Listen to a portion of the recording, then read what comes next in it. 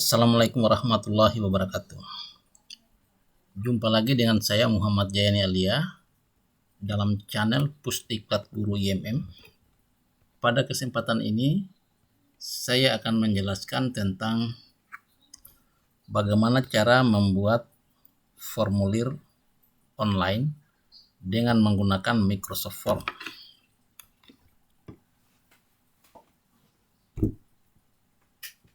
Pada saat menonton video ini, saya anggap kawan-kawan semua telah memiliki akun Office 365. Pertama-tama, kita masuk pada salah satu browser. Setelah tampil layar Chrome kita di laptop kita atau di PC kita, kita ketik di URL address office.com.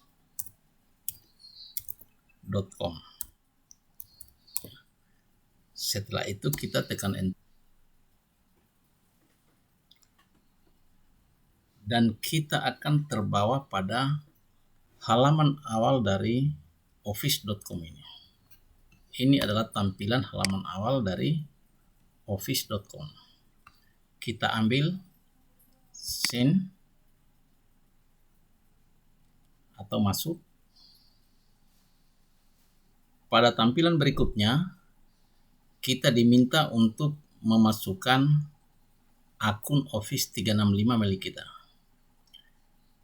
Dalam video ini saya akan atraksikan dengan menggunakan Office 365 dengan domain @immsultra.com. Nah, di sini setelah kita ketik akun kita, saya gunakan akun saya Muhjayani @immsultra.com. Kita ambil next atau berikutnya. Kemudian kita akan diminta untuk memasukkan password. Setelah kita masukkan password, kita ambil sign atau masuk.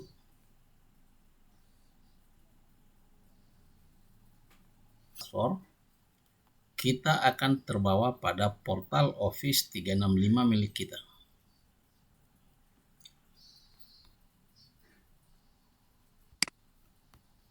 Nah, di sini adalah portal Office 365 milik saya dengan domain immsultra.com.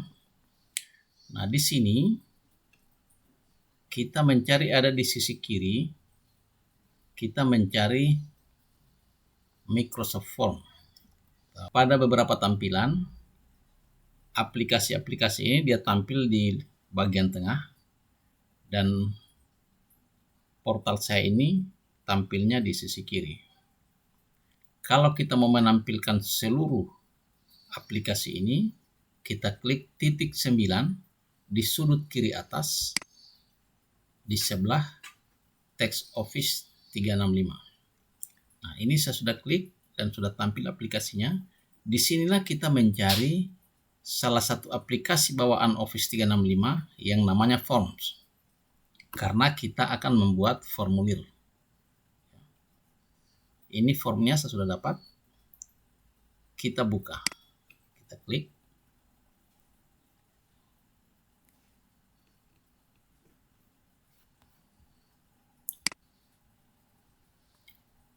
Nah, disinilah tempat membuat formulir. Ada dua jenis formulir yang bisa kita buat dengan Microsoft Form ini. Yang pertama itu adalah formulir kuis atau soal. Ini formulir kuis. Dan yang kedua adalah formulir survei atau formulir biasa. Jadi ada dua ini. New form berarti formulir untuk survei biasa, untuk meminta identitas-identitas atau informasi-informasi dari responden kita. Kemudian ada juga kuis untuk membuat soal. Nah, sekarang kita akan buat sebuah formulir untuk sebuah pelatihan misalnya. Maka kita ambil new form atau formulir baru. Nah, caranya adalah kita klik tanda panah di samping kanan tulisan new quiz ini untuk memilih jenis formulir apa yang akan kita buat. Sekarang kita akan membuat form. Seandainya kita membuat soal, kita langsung klik saja ini new quiz. Tapi karena kita mau membuat formulir, maka kita buka di tanda panahnya, kemudian kita klik New Form. Saya klik.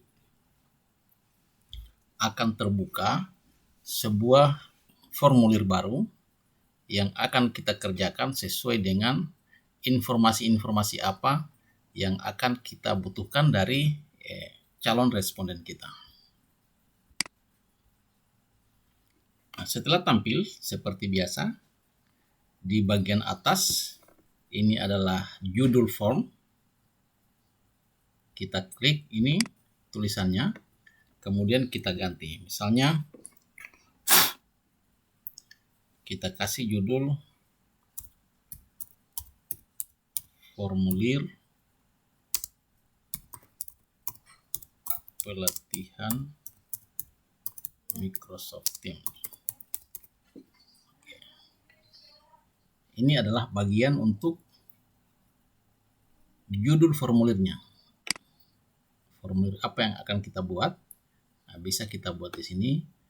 Dan letter ini juga atau huruf-huruf ini bisa kita pertebal, ya. Bisa kita miringkan. Bisa juga kita kasih garis bawah. Saya mau ambil yang normal saja dengan tebal tegak. Oke, bisa juga kita kasih warna fontnya. Misalnya kita mau kasih warna apa begitu. Katakanlah saya ambil merah ya, atau biru, hijau. Iya. Dan seterusnya. Ini adalah deskripsi yang memuat informasi-informasi atau penjelasan-penjelasan, statement-statement yang berkaitan dengan formulir yang akan kita buat dalam form ini.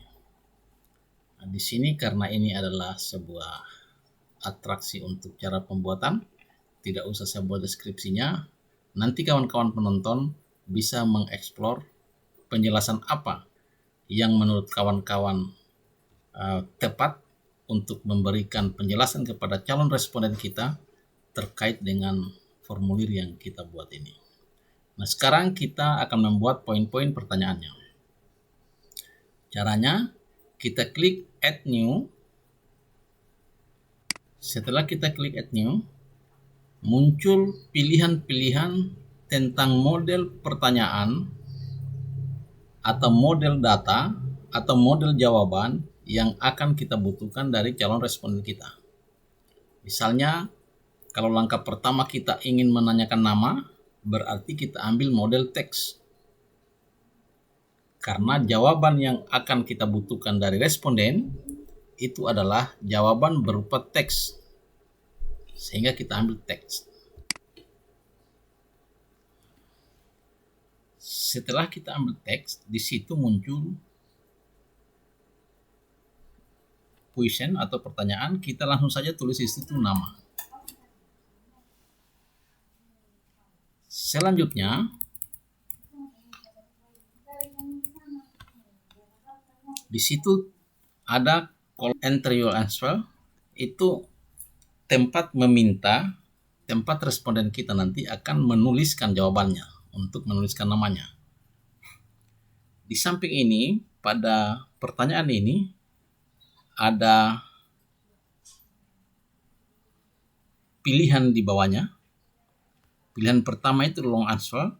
Apabila teks yang kita butuhkan itu berupa teks panjang, berupa 1 atau 2 paragraf, itu kalau kita memilih ini, berarti kita membutuhkan jawaban berupa penjelasan atau uraian tertentu yang dibutuhkan. Karena nama ini berupa teks singkat, ini kita tidak usah nyalakan. Ya. Tidak perlu kita nyalakan, cukup singkat, beberapa kata sudah cukup. Kemudian pada tombol berikutnya itu berupa kewajiban untuk menjawab. Kalau pertanyaan ini kita anggap pertanyaan yang wajib dijawab, kita nyalakan tombolnya. Tetapi kalau pertanyaan ini bersifat opsional, bisa dijawab, bisa tidak, maka tidak usah kita apa-apai. Kita biarkan saja dalam keadaan mati begini.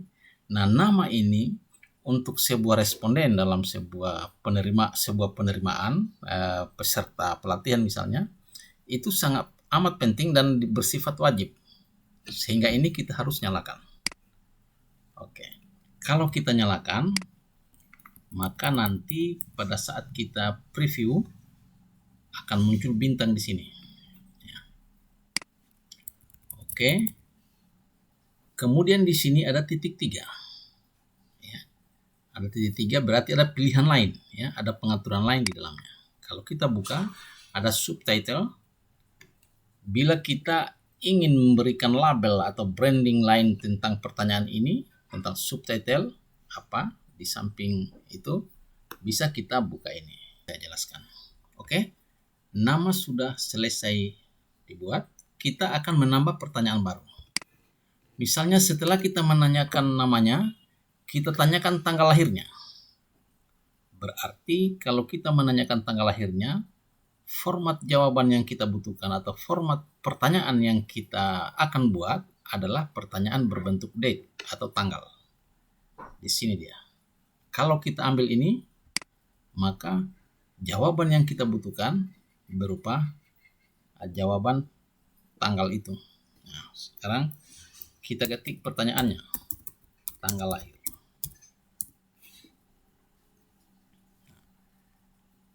Karena di pertanyaan pertama tadi kita sudah wajibkan untuk menjawab, di pertanyaan kedua dia terpilih otomatis.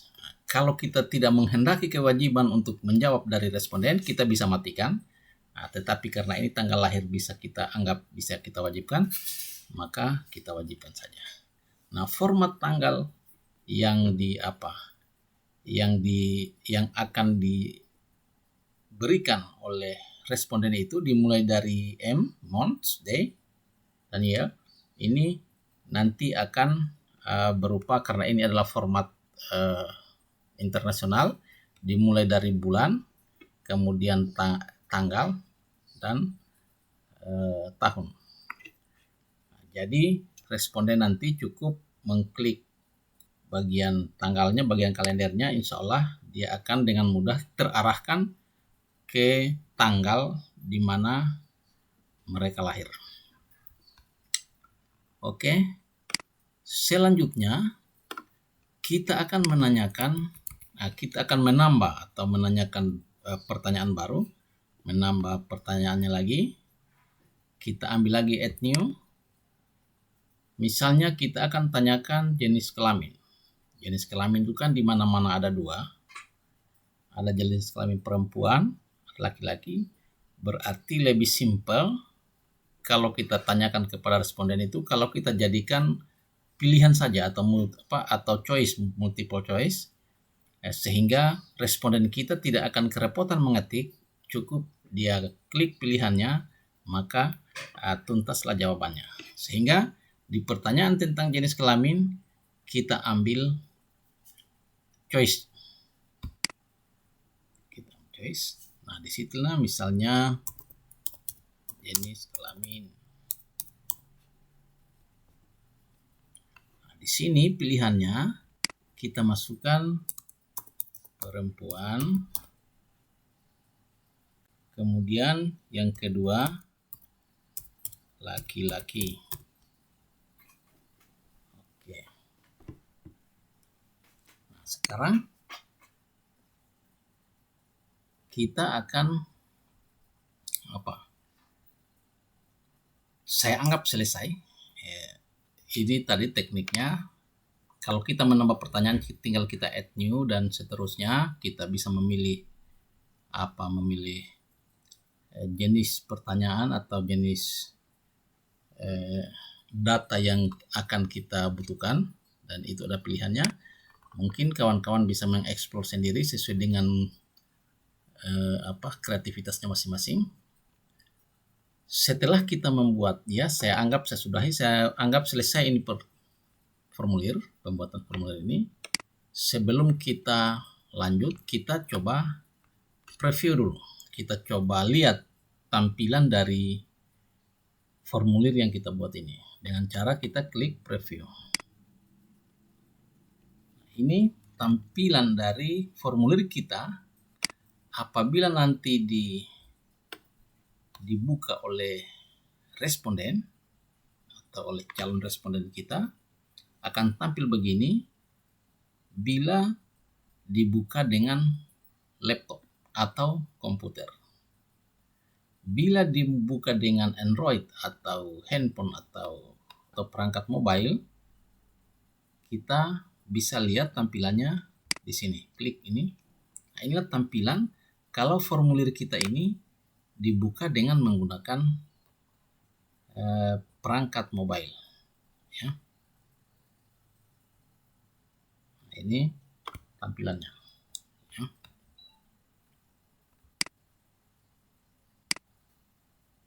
Kita kembali saja. Kemudian ada beberapa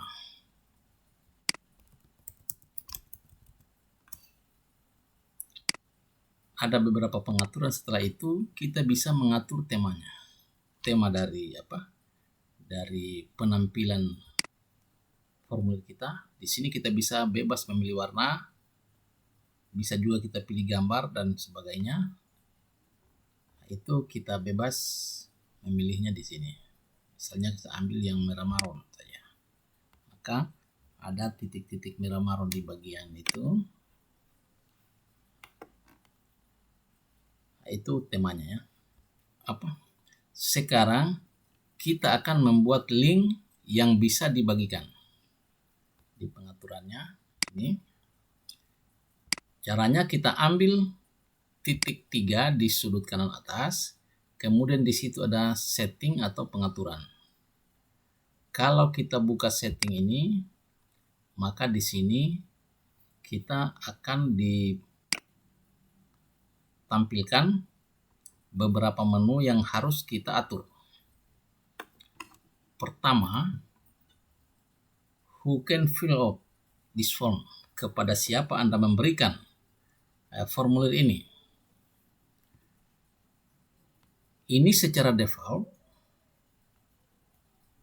pengaturannya itu akan diberikan kepada orang, ya, kepada mereka yang berada satu organisasi dengan pembuat formulir ini. Pengertian satu organisasi di sini adalah organisasi di LKP Yayasan IMM Sultra. Ringkasnya seperti ini. Bila kita memilih default ini, maka yang bisa mengisi formulir ini adalah mereka yang memiliki akun Office 365 domain @immsultra.com. Itu kalau kita pilih ini. Dan setiap kali mereka membuka formulir ini, mereka akan diminta untuk login di akunnya. Ini kalau kita ambil ini. Bila kita ambil ini, bisa juga kita batasi pengisian hanya satu kali untuk satu person atau satu responden. Ya.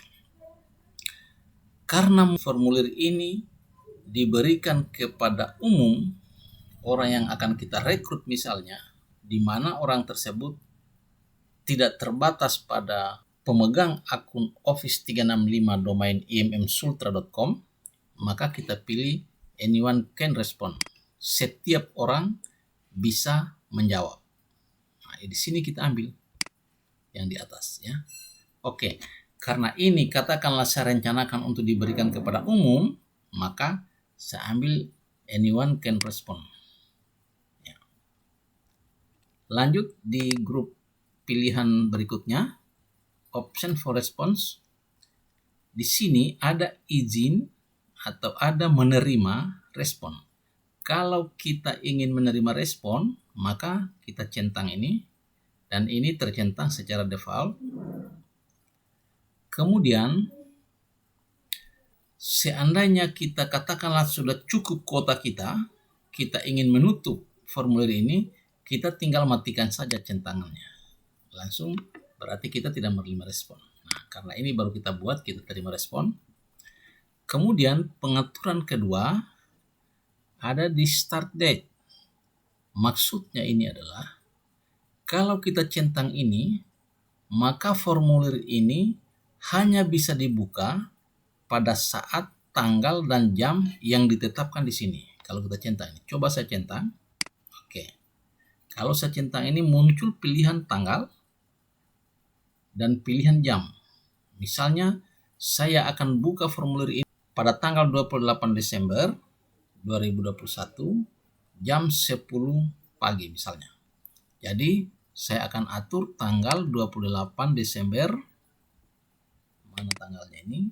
Oke, tanggal 28 Desember, kemudian jam 10 pagi, berarti 10 AM ya. Mana 10 AM ini? Jam 10 pagi. Oke. Sehingga bila ada pengaturan seperti ini, maka formulir ini meskipun seseorang itu sudah mendapatkan link untuk mengisi formulir ini, kalau jam 10 pagi tanggal 28 Desember ini belum tiba, maka formulir ini belum bisa dibuka. Selanjutnya ada end date. Di end date ini akan mengatur waktu di mana formulir ini akan tertutup secara otomatis. Misalnya formulir ini saya akan ambil sampai tanggal 31 Desember jam 12 malam. Kalau saya klik ini, kemudian kita pilih tanggalnya, tanggal 31 Desember. Ya, 31 Desember. Selanjutnya kita ambil jam 11. Kemudian kita setel manual menitnya, katakanlah 59 ya, supaya pas jam 12 malam langsung tertutup. Nah, di sini formulir ini setelah tiba tanggal 31 Desember 2021 jam 11.59 malam, maka formulir ini akan tertutup secara otomatis. Oke. Kemudian shuffle question, ini kalau kita ingin mengacak pertanyaannya. Misalnya pertanyaannya bertukar-tukar, habis di atas ke bawah ke ini, itu bisa juga kita buka, kita pilih, kemudian custom thank you message, artinya mengatur ucapan terima kasih.